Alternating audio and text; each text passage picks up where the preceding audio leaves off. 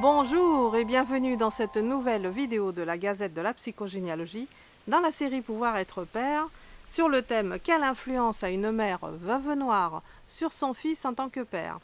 Alors nous avons une nouvelle question qui nous est proposée par Bertrand de Lille qui nous écrit « Les femmes me font peur, à commencer par ma mère.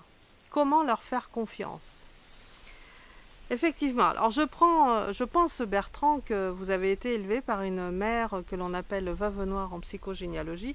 Alors qu'est-ce qu'une veuve noire? Dans la nature, il s'agit d'une araignée qui va prendre son plaisir avant l'araignée mâle et qui ensuite va le castrer. Bon, ça c'est dans la nature et la mère que l'on qualifie de veuve noire va faire pareil. Donc elle va chercher à avoir son plaisir avant l'homme et elle va le castrer même en public. Alors je dis bien castrer symboliquement, ne faites pas dire ce que je n'ai pas dit, elle ne va pas le châtrer, c'est complètement différent. Mais elle peut le castrer de manière psychologique, c'est-à-dire le mépriser en public, lui faire de remontrances sans arrêt, etc. Être même à un certain niveau harcelante. Donc vous pouvez avoir eu une mère de ce type, veuve noire. Pourquoi veuve noire? Eh bien parce que pour elle, son fils, c'est-à-dire vous-même, va être la seule chose qui ne devra pas se reproduire. Et je choisis mes mots en disant que ce sera une chose. Oui, pour une mère veuve noire, son fils est sa chose, comme pour l'araignée dans la nature. Donc ça veut dire que pour le fils de cette mère veuve noire, il va être nié dans sa fonction d'adulte. Alors qu'est-ce qu'un adulte avec un grand A en psychogénéalogie? Eh bien il s'agit d'une personne qui sera majeure, évidemment, qui sera indépendante financièrement, également indépendante psychologiquement et sexuellement. Donc quand même trois fondamentaux au-delà du fait d'être majeur pour devenir adulte. Et ce que fera la mère veuve noire, c'est qu'elle fera tout pour rendre ce fils dépendant d'elle-même. Elle le veut pour elle-même. Alors, quelles conséquences de ces mémoires pour le descendant d'aujourd'hui? Parce que quand on a affaire à une veuve noire, c'est qu'il y en a d'autres dans l'arbre. Donc, c'est évidemment pas une image très ragoûtante que je vous donne de là, mais pourtant ça existe. Hein, les comportements se répètent. Donc, pour le fils qui est sous la coupe de ces influences généalogiques, hein, qu'est-ce qui va se passer? Eh bien, déjà, il sera dominé par sa mère, ça c'est certain, puisque elle le met sous sa coupe et elle le dirigera.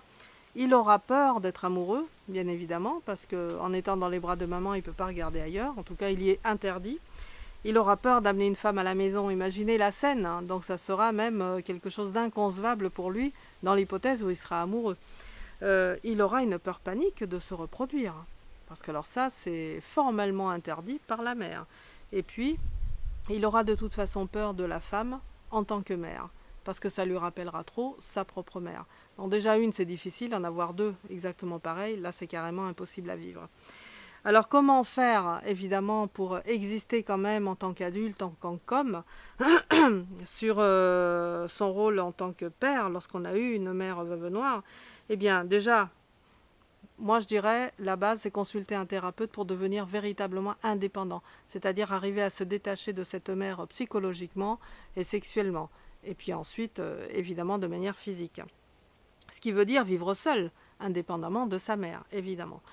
Défaire les mémoires de veuve noire, de l'arbre et des hommes castrés, ça aussi. Mais ça, vous ne pourrez le faire qu'avec un psychogénéalogiste qui retrouvera ces mémoires nocives sur vous et les défera.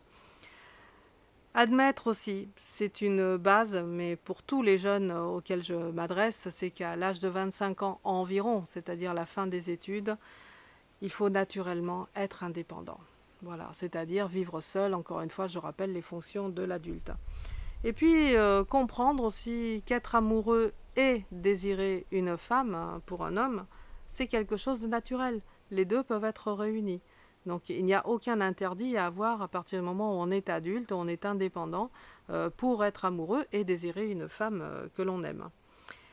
Et ce que je pourrais aussi conseiller pour défaire ses mémoires, c'est de vivre avec cette femme et se reproduire, c'est-à-dire accepter cette reproduction parce que c'est quand même dans le courant de l'humanité. L'humanité a besoin d'enfants pour continuer à vivre. Donc vous avez besoin aussi, c'est vital de vous reproduire. Pour l'humanité, mais pour vous-même aussi. Hein. Et puis, sans doute, hein, pour votre propre confort, travailler sur la peur de la femme pour être en confiance avec votre partenaire de vie. Et puis toutes les femmes en général, ça peut être vos amies femmes, ça peut être vos collègues, etc. Voilà, alors j'espère pardon, j'espère que je vous ai donné quelques pistes de réflexion, en tout cas que j'ai pu nourrir votre esprit à ce niveau-là, peut-être désengrammer des peurs, je ne sais pas, mais en tout cas, le prochain thème de la vidéo de la Gazette de la psychogénéalogie sera: un homme assume-t-il naturellement le fait d'être père? Parce qu'on le sait tous, hein, c'est déjà pas facile d'être père, mais en plus, est-ce qu'on assume ce rôle? Eh bien, c'est ce que vous découvrirez la prochaine fois lorsqu'on se retrouvera ensemble. Vous pouvez évidemment toujours me retrouver sur ma page Facebook professionnelle en vous y abonnant, sur mon site internet en vous abonnant à ma newsletter, également sur la chaîne YouTube de la Gazette de la psychogénéalogie à laquelle vous pouvez vous abonner. Donc tout cela est gratuit et mis à votre disposition, et en tout cas je vous remercie de votre fidélité et je vous dis à la prochaine vidéo, et pour laquelle vous pourrez m'envoyer également vos questions. Je vous embrasse messieurs et je vous dis à la prochaine. Au revoir.